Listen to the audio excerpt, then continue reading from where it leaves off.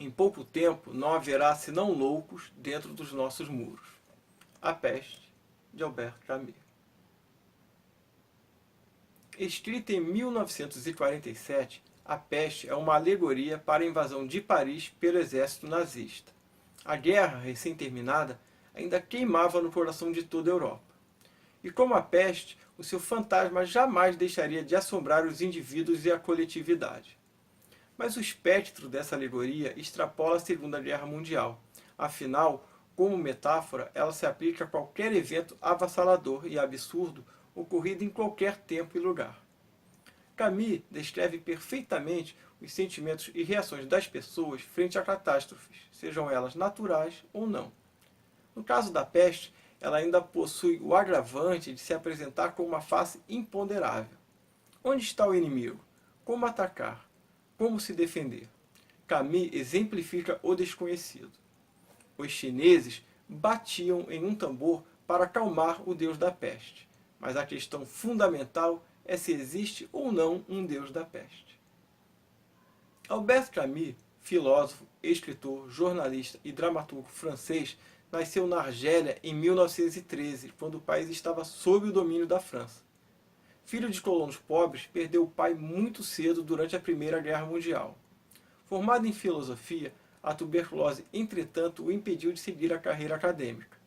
Torna-se jornalista e, depois de uma reportagem sobre uma região miserável da Argélia, se indispõe com o governo local e vai então para a França. Com a invasão nazista, Camus engaja-se na resistência, escrevendo no jornal Combate. Em 1942, publica duas obras capitais, O Estrangeiro e O Mito de Sísifo, onde formula a ideia do absurdo. Albert Camus recebeu o Prêmio Nobel em 1957 e 3 anos depois, em 1960, morreria em um acidente de carro. Vamos agora falar um pouquinho sobre o livro A Peste. A história desse livro se passa inteiramente em Oran, na Argélia, nesta época ainda sob o domínio francês. Segundo o protagonista, o médico Bernard Rieu, Oran é uma cidade feia. Como imaginar uma cidade sem árvores, sem jardins e sem pombos, onde não se escuta o rumor de asas e de folhas. A primavera só se faz anunciar pelos vendedores de flores.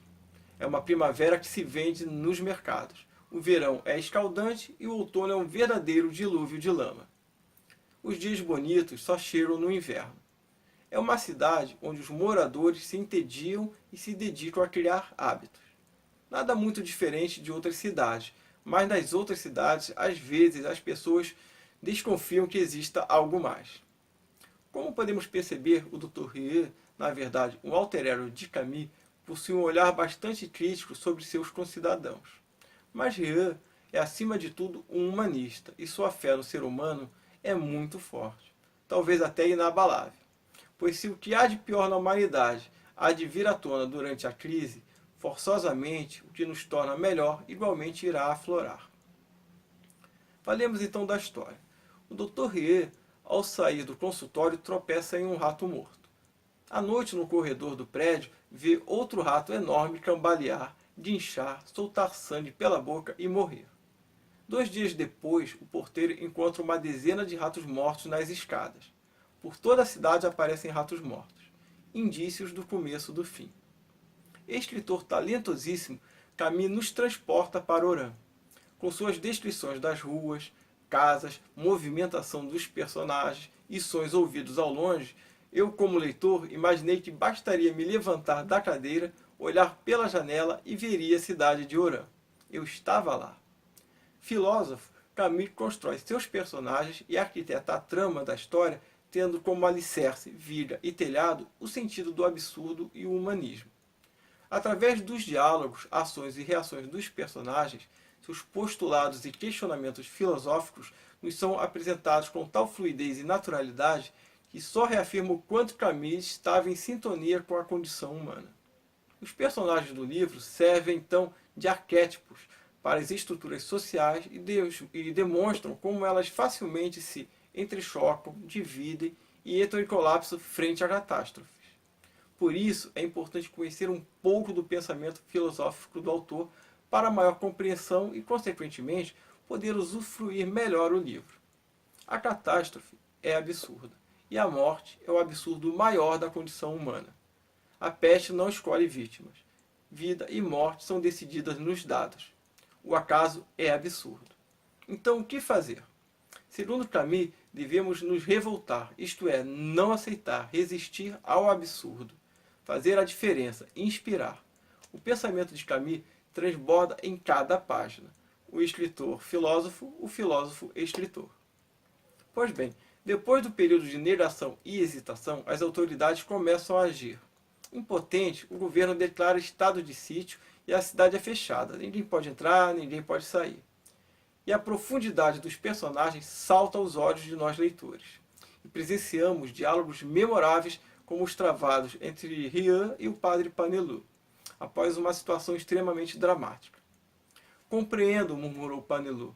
Isso é revoltante, pois ultrapassa nossa compreensão. Mas talvez devamos amar o que não conseguimos compreender. Rian então responde: não, padre, tenho outra ideia a respeito do amor, e vou recusar até a morte amar esta criação em que crianças são torturadas.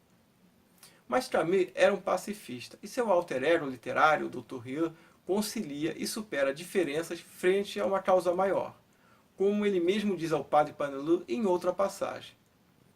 Nem mesmo Deus pode nos separar agora. A Peste, de Albert Camus, é um dos livros essenciais escritos no século XX. E como outros livros do autor, é melhor compreendido se o leitor entender Camus, o que é uma experiência verdadeiramente enriquecedora. Então é isso, pessoal. A Peste, de Albert Camus. Espero que tenham gostado. Deem o seu joinha e até o próximo vídeo, pessoal. Até mais!